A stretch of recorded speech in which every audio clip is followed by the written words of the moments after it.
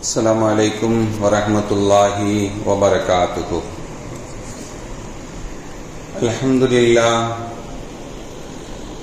لله رب العالمين، والصلاة والسلام على أشرف المرسلين وعلى آله وصحبه أجمعين، أما بعد، فقد قال الله تعالى في القرآن العظيم والفرقان المجيد: أعوذ بالله من الشيطان الرجيم، بسم الله الرحمن الرحيم. إن أول بيت وضع للناس للذي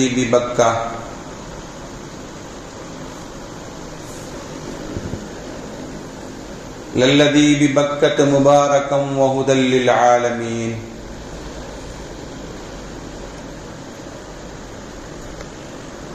رب اشرح لي صدري ويسر لي أمري واحلل عقدة من لساني يفقهوا قولي. اللهم صل على سيدنا محمد، اللهم صل عليه وسلم.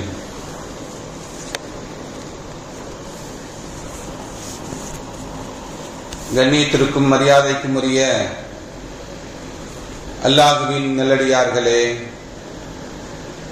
அருமையான சகோதர பெருமக்களே, அருமை நாயகம் முஹம்மது ஸல்லல்லாஹு அலைஹி வஸல்லமுடைய பாக்கியம் நிறைந்த நல்லும்மத்துமார்களே, அருமையான பெருமக்களே, எந்த விஷயத்தை கேட்க இருக்கிறோமோ அந்த விஷயத்தின்படி அமல் செய்யக்கூடிய பாக்கியத்தினையும், கேட்ட விஷயங்களை பிறருக்கு எத்தி வைக்கக்கூடிய பாக்கியத்தினையும் அல்லாஹ் நம் அனைவருக்கும் வழங்கிடுவானாக. நம்முடைய வாழ்நாட்களை அல்லாஹ் ஆரோக்கியமான வாழ்நாட்களாக ஆக்கி தருவானாக. மருத்துவமனைகளுக்கு செல்லாத காலங்களாக ஆக்கி தருவானாக. மருத்துவமனை செலவினங்களிலிருந்து அல்லாஹ் நம் அனைவரையும் முழுமையான முறையில் பாதுகாப்பானாக. எல்லா விதமான ஆபத்துகள், விபத்துகள், பலாய் முசீபத்துகள், பரவக்கூடிய தொற்று நோய்கள், அனைத்து விதமான பாவ செயல்களிலிருந்தும் அல்லாஹ் நம் அனைவரையும் முழுமையான முறையில் பாதுகாத்து நிம்மதியான, அமைதியான, ராகத்தான, சந்தோஷமான, மகிழ்ச்சியான வாழ்க்கையை இந்த உலகத்திலும் நாளை மறு உலகத்திலும் அல்லாஹ் அளவில்லாமல் வழங்கிடுவானாக. நம்முடைய ஹலாலான ஹாஜத்துகள் அனைத்தையும் அல்லாஹ் நிறைவேற்றி தந்திரபுரிவானாக. இவ்வாண்டு யாரெல்லாம் புனித ஹஜ்ஜை மேற்கொள்ள இருக்கிறார்களோ அவருடைய ஹஜ்ஜெல்லாம் ஹஜ்ஜம் மபுரூராக, ஏற்றுக்கொள்ளப்பட்ட ஹஜ்ஜாக அல்லாஹ் ஆக்கி அருள் புரிவானாக. அதே போன்ற பாக்கியங்களை வரக்கூடிய ஆண்டுகளில் நமக்கும், நம்முடைய குடும்பத்தார்களுக்கும், நம்முடைய சந்ததிகளுக்கும் அல்லாஹ் அந்த பாக்கியத்தை அளவில்லாமல் வழங்கிடுவானாக என்று இந்த நல்ல நேரத்தில் துவா செய்து துவங்குகிறேன். அருமையானவர்களே,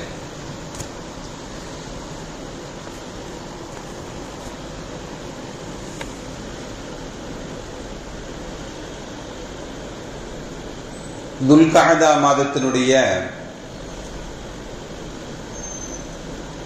4வது ஜும்மாவுடைய நாளையில் இறைவனை வணங்குவதற்காக வேண்டி நாம் எல்லாம் ஒன்று கூடியிருக்கிறோம்.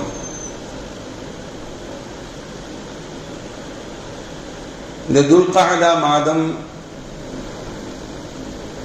ஹஜ்ஜுடைய மாதங்களில் ஒரு மாதம். நம்மில் உள்ளவர்கள் எல்லாம் புனிதமான ஹஜ்ஜிக்கு செல்லக்கூடிய காலங்கள்.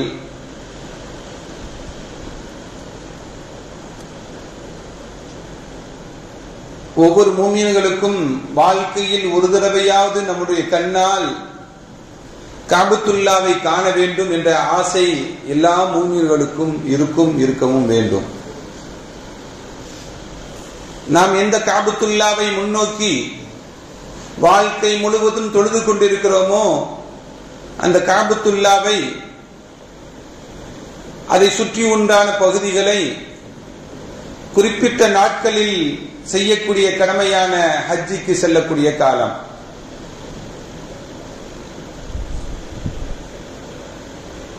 அந்த புனித காபத்துல்லா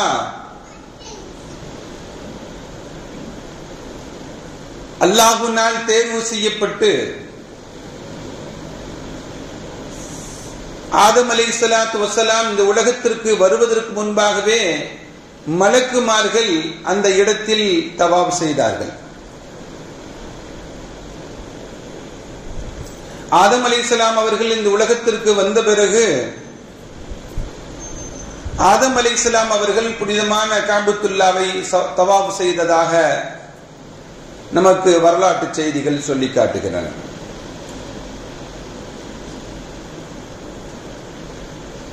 இந்த காபத்துல்லாவை முதலாக நிறுவனம் செய்தது மலக்குமார்கள், அடுத்து ஹஜ்ரத் ஆதம் அலைஹிஸ்ஸலாத்து வஸ்ஸலாம் அவர்கள். ஆதம் அலைஹிஸ்ஸலாம் அவர்களால் உருவாக்கப்பட்ட அந்த காபா நூஹ் அலைஹிஸ்ஸலாமுடைய வெள்ளப்பிரளயத்தில் சிதிலம் அடைந்து அடையாளம் இல்லாமல் ஆகியவுடன் பின்னால் ஹஜ்ரத் இப்ராஹிம் அலைஹிஸ்ஸலாத்து வஸ்ஸலாம் அவருடைய காலத்தில் அந்த காபத்துல்லா கட்டப்பட்டது. அதை குர்ஆன் வஇத் யர்ஃபு இப்ராஹிமுல் கவாயித மினல் பைத் வ இஸ்மாயில், ஹஜ்ரத் இப்ராஹிம் அலைஹிஸ்ஸலாம் அவர்களும் இஸ்மாயில் அலைஹிஸ்ஸலாம் அவர்களும் அந்த காபத்துல்லாவை நிர்ணயம் செய்ததை, கட்டியதை குர்ஆன் நமக்கு சொல்லி காட்டுகிறது.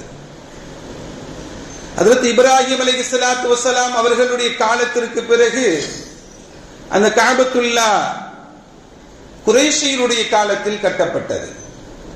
நபிகள் நாயகம் ஸல்லல்லாஹு அலைஹி வஸல்லம் அவருடைய நுபுவத்திற்கு முன்பு உண்டான காலத்தில் ஸல்லல்லாஹு அலைஹி வஸல்லம் அவர்கள் இளம் வயதாக இருந்த சமயத்தில் அந்த காபத்துல்லா கட்டப்பட்டது. அப்ப கூட ஒரு சச்சரவு ஏற்பட்டுச்சு. காபத்துல்லாவில் ஹஜ்ருல் அஸ்வத் கல்லை யார் எடுத்து வைக்கிறதுன்னு. யார் காபத்துல்லாவிற்கு முதலாக உள்ளே நுழைகிறார்களோ அவர் எடுத்து வைக்கட்டும் என்று ஒரு முடிவுக்கு வரும்பொழுது ஸல்லல்லாஹு அலைஹி வஸல்லம் உள்ள வந்தாங்க. அவருடைய கரத்தினால் ஸல்லல்லாஹு அலைஹி வஸல்லம் ஒரு முடிவை சொன்னாங்க. தன்னுடைய மேல் ஆடையை விரித்து காபத்துல்லாவை வைக்க வேண்டிய அந்த ஹஜ்ருல் அஸ்வத் கல்லை வச்சு எல்லாரும் தூக்கி பிடிச்சாங்க, ஸல்லல்லாஹு அலைஹி வஸல்லம் தூக்கி வச்சாங்க அப்படிங்கிற ஒரு வரலாற்று செய்திகள் உண்டு. இப்படி குறைஷியுடைய காலத்தில் கட்டப்பட்டதாக வரலாறு நமக்கு சொல்லி காட்டுகிறது. ஸல்லல்லாஹு அலைஹி வஸல்லம் அவர்கள் கட்ட வேண்டும் என்ற ஆசை இருந்தது. இப்ராஹிம் அலைஹிஸ்ஸலாம் கட்டியதை போல கட்ட வேண்டும் என்ற ஆசை இருந்தது. குறைஷிகள் காலத்தில் காபத்துல்லாவை சிறிதளவு குறைவான இடத்தில் கட்டினார்கள். இன்னைக்கு ஹத்தீம் அப்படின்னு ஒரு வளைவு பகுதி இருக்கிறது அல்லவா, அந்த பகுதியும் சேர்ந்த பகுதி தான் இப்ராஹிம் அலைஹிஸ்ஸலாம் கட்டிய காபத்துல்லா. ஏன் அந்த இடத்தை விட்டுட்டு கட்டினாங்க அப்படின்னா, குறைஷிகள்கிட்ட ஹலாலான பணம் அவ்வளவுதான் இருந்துச்சு. அப்ப ஹலாலான பணம் அவ்வளவுதான் இருந்தது. இருந்த பணத்தை கொண்டு கட்டினார்கள் அவர்கள். அது அப்படி கட்டுனதும் நல்லதுதான். எல்லாரும் காபத்துல்லாக்குள்ள போக முடியாது இல்ல. போகக்கூடியவங்க எல்லாம் என்ன பண்றாங்க, ஹத்தீம்ல உள்ள நுழைஞ்சு 2 ரக்காத் தொழுதுக்கிறாங்க, துவா செஞ்சுக்கிறாங்க. பெரிய பாக்கியம் அல்லவா. அந்த ஹத்தீம் என்ற உள்ளே பகுதியிலே பரலான தொழுகை தொழுக கூடாது. ஸல்லல்லாஹு அலைஹி வஸல்லம் காபத்துல்லாவுல பரலான தொழுகை தொழுதது இல்ல. சுன்னத்து தொழுதுக்கலாம், நஃபில் தொழுதுக்கலாம். வாஜிபு பரதெல்லாம் வெளியே தான் தொழுகணும். இப்ப இமாமுகளும் என்ன பண்ணுவாங்கன்னா, சுன்னத்தை உள்ள தொழுதுட்டு வந்து தொழுக வைக்கக்கூடிய காட்சிகள் எல்லாம் உண்டு. கொரோனாக்கு பிறகு என்ன மாற்றங்கள் தெரியல. இப்படியே ஹஜ்ரத் இப்ராஹிம் அலைஹிஸ்ஸலாம் காலத்தில் வடிவமைக்கப்பட்ட காபத்துல்லா கொஞ்சம் சுருங்கி குறைஷிகளுடைய காலத்தில் கட்டப்பட்டது. ஸல்லல்லாஹு அலைஹி வஸல்லம் அவர்கள் காலத்தில் அதுல கை வைக்கப்படல. அப்துல்லாஹ் இப்னு சுபைர் மக்காவுடைய கலீஃபாவாக இருந்தார்கள். அவர்கள் காபத்துல்லா சிதிலம் அடைந்த சமயத்தில் அதை புனரமைக்கிறார்கள். ஹஜ்ரத் அப்துல்லாஹ் இப்னு சுபைர் ஸல்லல்லாஹு அலைஹி வஸல்லம் ஹஜ்ரத் அபூபக்கர் சித்திக்குடைய பேரன், அஸ்மாவுடைய மகன், அஸ்மா ரலியல்லாஹு தஆலாவுடைய மகனார். அவங்களுடைய காலத்தில் சிதிலமடைந்த காபத்துல்லாவை புனரமைக்கிறார்கள்.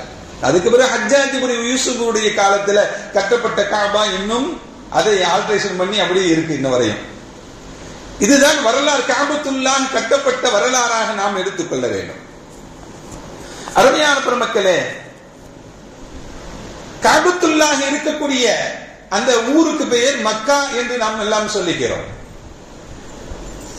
அல்லாஹ் அந்த ஊருக்கு பெயர் பக்கான்னு சொல்றான். இன்ன அவ்வல பைத்தின் உதியா லின்னாசி லல்லதி பி பக்கா அப்படின்னு சொல்றான். மக்கா என்பது அந்த ஊருக்கு பெயராக நாம் சொல்லிக் கொண்டிருந்தாலும் குர்ஆன் சொல்லக்கூடிய பெயர் பக்கா. பா வச்சு பக்கான்னு சொல்றாங்க அல்லாஹ். மக்கானா என்ன, பக்கானா என்ன? மக்கா அப்படின்னா அழிக்கக்கூடியது என்ற ஒரு பொருள் உண்டு. எதை அழிக்கக்கூடியது? பாவத்துடன் செல்லக்கூடியவருடைய பாவங்களை எல்லாம் அழிக்கக்கூடிய நகரம் தான் மக்கமா நகரம். அதற்கு தான் மக்கா என்று பெயர் எடுக்கப்பட்டுள்ளது. பக்கா என்றால் என்ன அப்படின்னா நெருக்கடியான, மனிதர்களால் நெருக்கடியான நகரம் என்ற ஒரு பொருள் உண்டு. மக்களால் நெருக்கடியாக போடக்கூடிய நகரம் என்று ஒரு பெயர் உண்டு. அதனால் எப்பொழுதுமே நெருக்கடியாக இருக்கக்கூடிய நகரமாகவே இருக்குது. கெட்டவர்கள் எல்லாம் உள்ளே நுழைய முடியாது. கியாமத் நாள் வரையும் தஜ்ஜாலும் உள்ள போக முடியாது. தீயவர்கள் உள்ளே நுழைய முடியாது. முஷ்ரிக்கீன்கள் உள்ளே நுழைய முடியாது.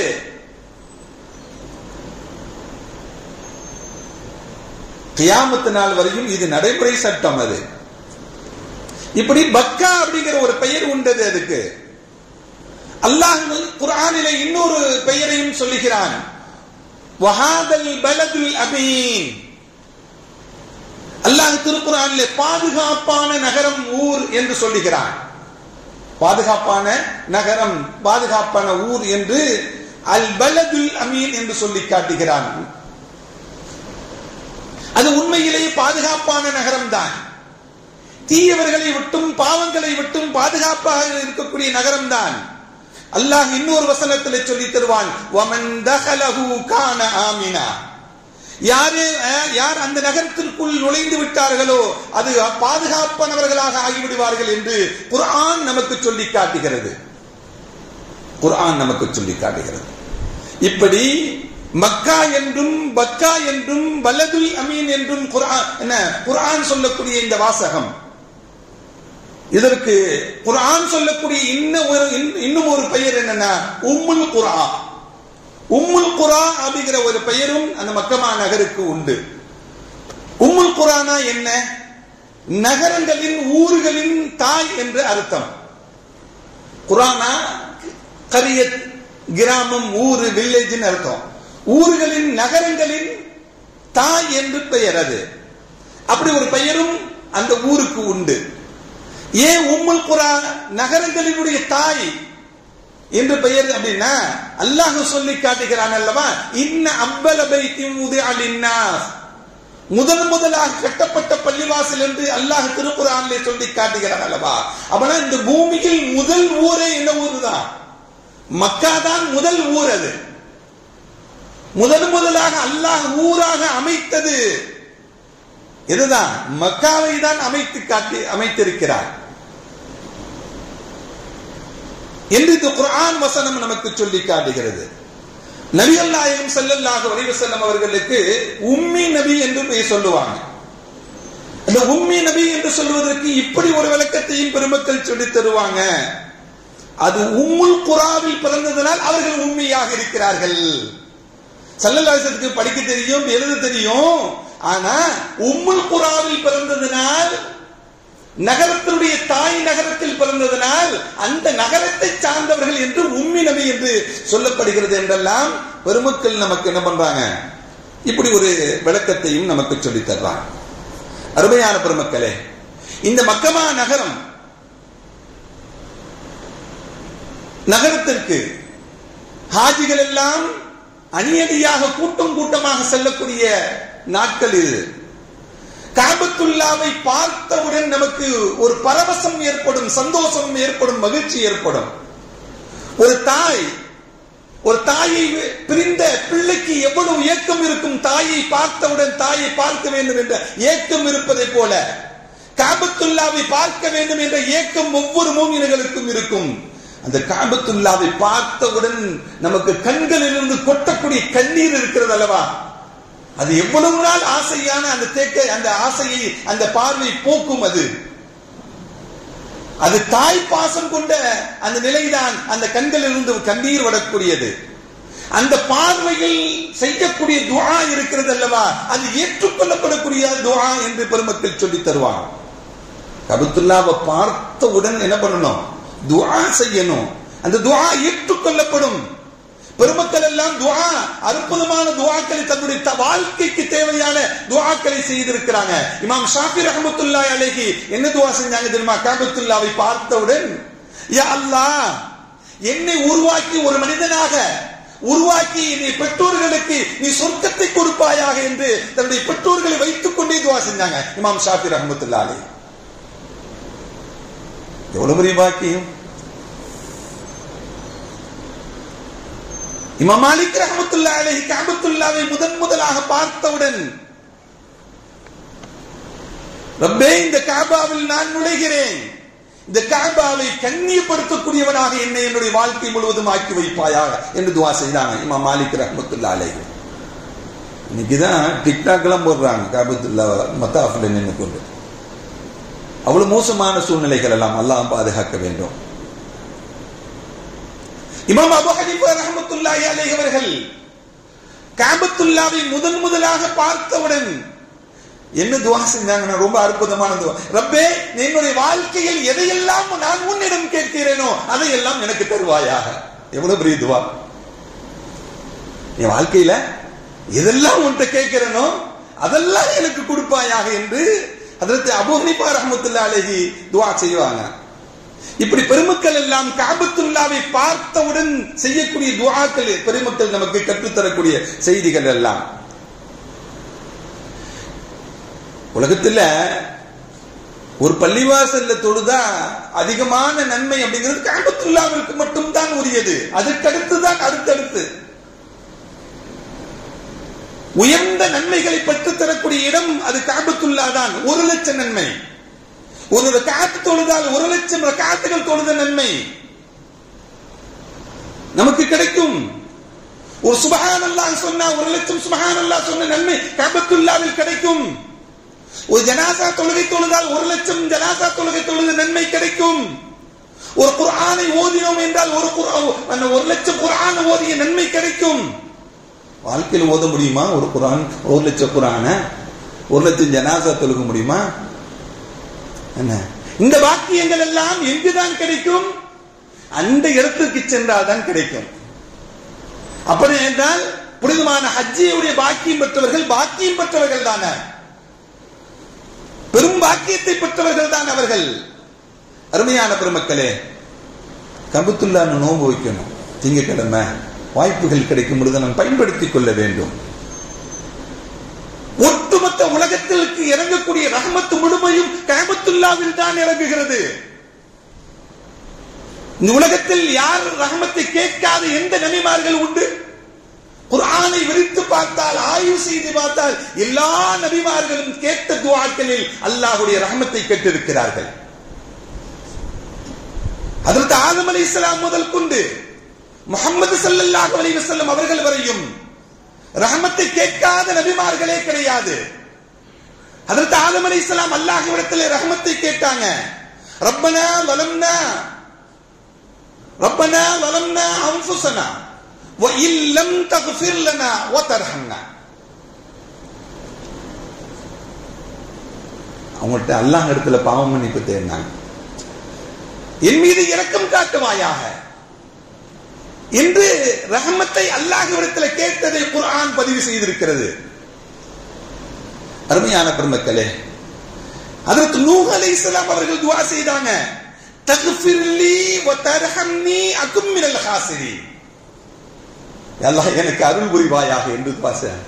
நீ மட்டும் அருள் புரியல அப்படின்னா நான் நஷ்டவாதிகளில் ஆகிவிடுவேன். நீ பாவத்தை மன்னிக்கலன்னா நான் நஷ்டவாதிகள் ஆகிவிடுவேன் என்று நூஹ் அலைஹிஸ்ஸலாம் செய்த துஆ, அல்லாஹ் கொடுத்த ரஹ்மத்தை கேட்கப்பட்டிருக்கிற துஆ குர்ஆன் சொல்லி குறிக்கிறது. ஹஜ்ரத் மூஸா அலைஹிஸ்ஸலாம் வ அத்கில்னா ஃபீ ரஹ்மத்திக, உன்னுடைய அருளில் உன்னுடைய ரஹ்மத்தில் என்னை நுழைய வைப்பாயாக, எங்களை நுழைய வைப்பாயாக துஆ செஞ்சாங்க மூஸா அலைஹிஸ்ஸலாம். இப்படி எல்லா நபிமார்களும் கேட்கக்கூடிய ரஹ்மத், ஒட்டுமொத்த ரஹ்மத்தும் எங்கதான் இறங்குது? கஅபத்துல்லாவில் இறங்குகிறது. அல்லாஹ் ஒரு நாளைக்கு 120 விதமான ரஹ்மத்துகளை கஅபத்துல்லாவில் இறக்குகிறான். 60 ரஹ்மத்து தவாப் செய்யக்கூடியவர்களுக்கு. என்றால் தவாப் என்ற அமல் வேற எங்க உலகத்தில் செய்ய முடியாது. ஒரு ஆள் ஹஜ் செய்யணும், உம்ரா செய்யணும், தவாப் செய்யணும், இந்த மூணும் எங்க தான் செய்ய முடியும்? அங்க போனாதான் செய்ய முடியும். இதெல்லாம் யாருக்கு தான் கிடைக்கும்? முஃமின்களுக்கு மட்டும்தான் கிடைக்கும், நல்லவர்களுக்கு மட்டும்தான் கிடைக்கும். அது அல்லாஹ் நம்முடைய வாழ்க்கையில் நிறைய பாக்கியங்களை தருவானாக. அருமையானவர், 120 விதமான ரஹ்மத்துகளை அல்லாஹ் ஒவ்வொரு நாளும் இருக்குகிறான் என்று நபிகள் நாயகம் ஸல்லல்லாஹு அலைஹி வஸல்லம் 60 யாருக்காக வேண்டி? லித்தாயிஃபீன், தவாப் செய்யக்கூடியவர்களுக்கு கிடைக்கப்படுகின்றன. 40 லில் முஸல்லீன், காபத்துல்லாவில் இன்று தொழுகக்கூடியவர்களுக்கு 40 விதமான ரஹ்மத்துகள் கிடைக்கப்படுகின்றன.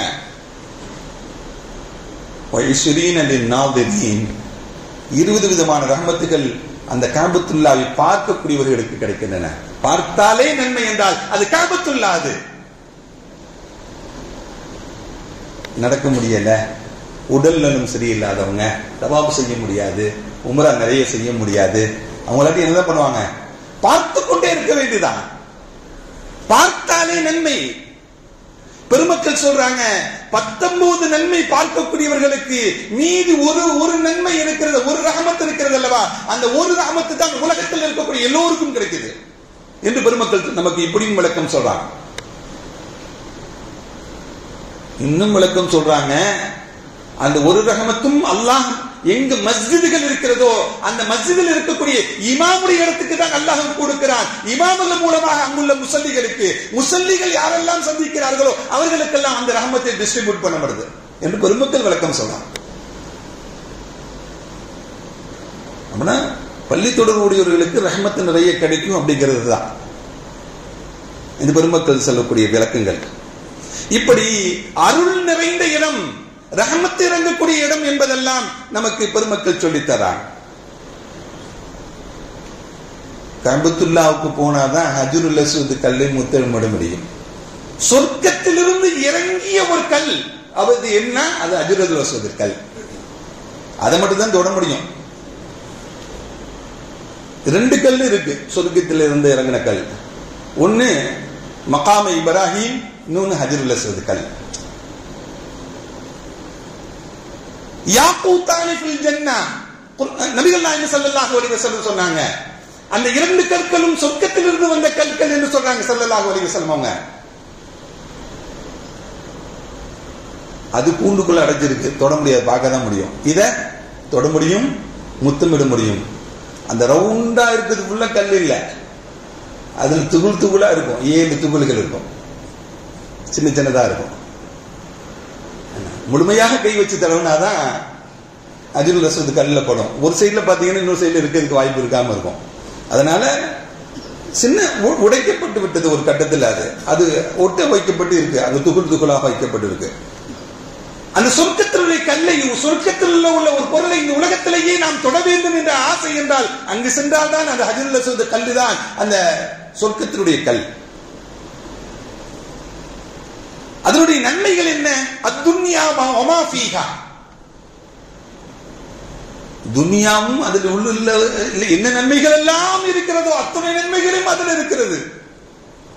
நபிகள் நாயகம் ஸல்லல்லாஹு அலைஹி வஸல்லம் சொல்றாங்க,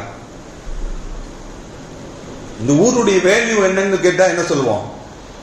ஒரு வேல்யூ சொல்லுவோம்ல, அதே போல அதனுடைய வேல்யூ என்ன, நன்மைகள் என்ன? அத்துன்யா வமா ஃபீஹா, துன்யாவும் துன்யாவில் என்ன நன்மைகள் எல்லாம் இருக்கிறதோ அத்தனை நன்மைகளையும் அது உள்ளடக்கியது அந்த ஹஜ்ருல் அஸ்வத் கல் என்று நபிகள் நாயகம் ஸல்லல்லாஹு அலைஹி வஸல்லம் சொன்னாங்க. ஸல்லல்லாஹு அலைஹி வஸல்லம் சொன்னாங்க, இன்சிரு அல் ஹஜ்ருல் அஸ்வத், அந்த கருப்பு நிற கல் கீழே இறங்கியச்சு, மினல் ஜன்னா, சொர்க்கத்திலிருந்து இறங்குச்சு. வஹுவ அஷத்து பயாதும் மினல் லபன், அது பாலை விட மிக வெண்மையாக இருந்த கல்லு தான்ங்கிறாங்க ஸல்லல்லாஹு அலைஹி வஸல்லம். ஃபஸப்பதத்துல் ஹதாயா பனி ஆதம், ஆதமுடைய பிள்ளைகள் மனிதர்கள் அது தொட்டு தொட்டு பாவக்கரையினால் அது கருப்பாகிவிட்டது என்ற செய்தியை நபிகள் நாயகம் ஸல்லல்லாஹு அலைஹி வஸல்லம் சொன்னாங்க. அது வெண்மையான கல், அது ஹஜ்ருல் அபியது தான், அது ஹஜ்ருல் அஸ்வத் ஆயிடுச்சு அது என்று நபிகள் நாயகம் ஸல்லல்லாஹு அலைஹி வஸல்லம் சொன்னாங்க. இந்த கல் யாரெல்லாம் அதை முத்தமிடுகிறார்களோ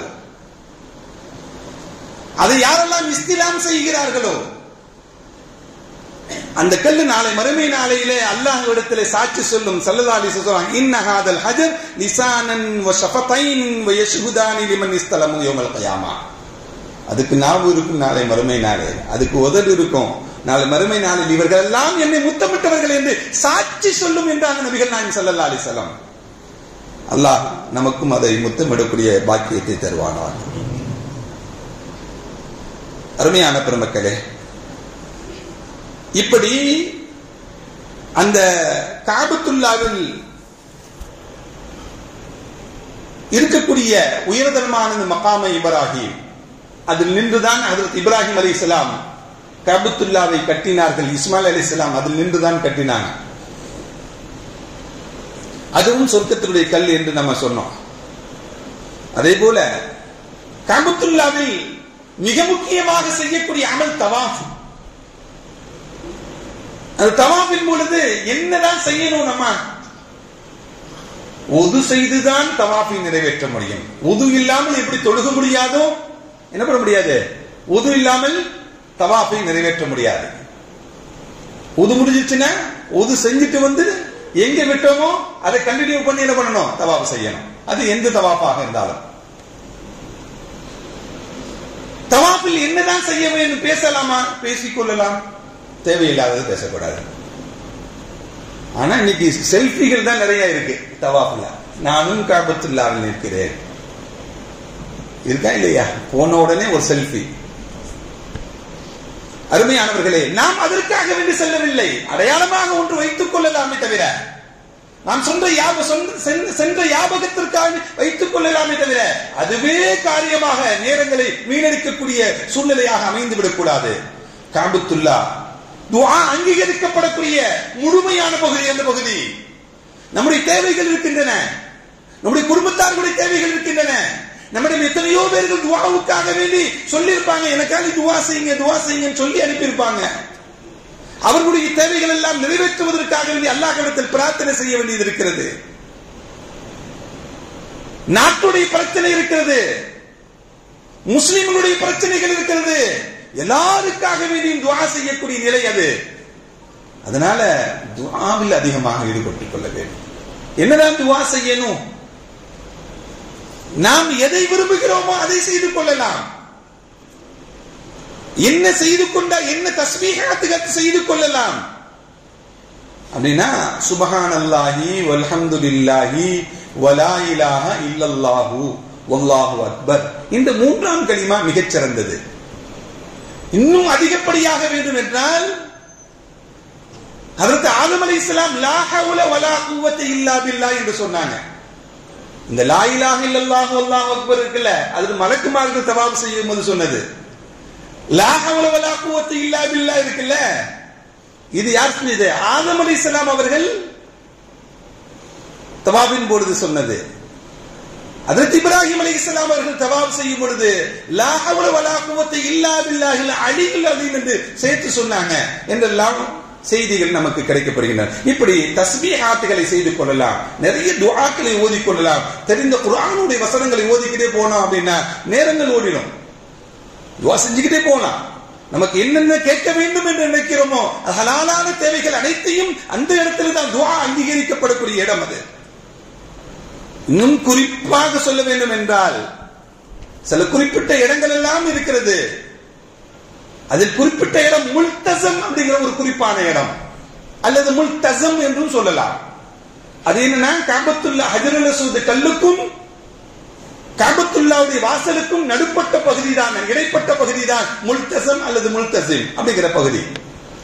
அதை தன்னுடைய நெஞ்சோடு நெஞ்சாக காபத்துல்லாவை வைத்து, காபத்துல்லாவை தன்னுடைய நெஞ்ச வச்சு, வலது கண்ணத்தை எதுல வச்சு? காபத்துல்லாவில வச்சு மனமுருகி துஆ, காபத்துல்லாவுடைய சித்திரை சீலைகளை பிடித்துக் கொண்டு நாம் மனமுருகி துஆ செய்தோம் என்றால் துஆ ஏற்றுக்கொள்ளப்படும். ஆதம் அலைஹிஸ்ஸலாம் அங்க துஆ செய்தாங்க. பெருமக்கள் எல்லாம் அந்த இடத்துல அந்த முல்தஸம் என்ற இடத்துல துஆ செய்தவர்கள். துஆ அங்கீகரிக்கப்படக்கூடிய இடங்களில் அது மிக முக்கியமான இடம். அருமையான பெருமக்களே, இப்படி புனிதமான ஹஜ்ஜுக்கு செல்லக்கூடியவர்கள் அமல்களில் ஈடுபட வேண்டும், அமல்களில் முழுக்க ஈடுபட வேண்டும். எல்லா எங்கதான் இருக்கணும்? காபத்துல்லாவுடைய தொழுகையும் வீணடித்து விடக்கூடாது. காபத்துல்லாவில் தொழுகக்கூடிய தொழுகையும் வீணடித்து விடக்கூடாது. போனோன்னு பர்ச்சேஸ், முசல்லா எங்க வாங்குறது, தொப்பி எங்க வாங்குறது, அபாயா எங்க வாங்குறது, அவங்களுக்கு எல்லாமே கொடுக்கணும் தான், கிஃப்ட் கொடுக்கணும், அன்பளிப்பு, அதெல்லாம் மார்க்கத்தில். ஆனா அதுவே பயணமாக ஆகிவிடக்கூடாது. ஒரு வக்து தொழுகையை கூட காபத்துல்லாவில் தொழுகுவதை விட்டு மிஸ் பண்ணிடக்கூடாது செல்லக்கூடியவர்கள் எல்லாம். அருமையான பெருமக்களே, இப்படி நபிமார்கள், எல்லா நபிமார்களும் புனிதமான பாதங்கள் பட்ட இடம்தான் புனிதமான காபத்துல்லா. அந்த காபத்துல்லாவை நாமும் ஹஜ் செய்வதற்கு, நாமும் தவாப் செய்வதற்கு, நாமும் உம்ராக்கள் செய்வதற்குண்டான பாக்கியங்களை அல்லாஹ் நம் அனைவருக்கும் அதிகமாக வழங்கிடுவானாக என்று இந்த நல்ல நேரத்தில் துஆ செய்து நிறைவு செய்கிறேன். வ ஆகிரு தஅவானா அல்ஹம்துலில்லாஹி ரப்பில் ஆலமீன். அஸ்ஸலாமு அலைக்கும் வ ரஹ்மத்துல்லாஹி வ பரகாத்துஹு.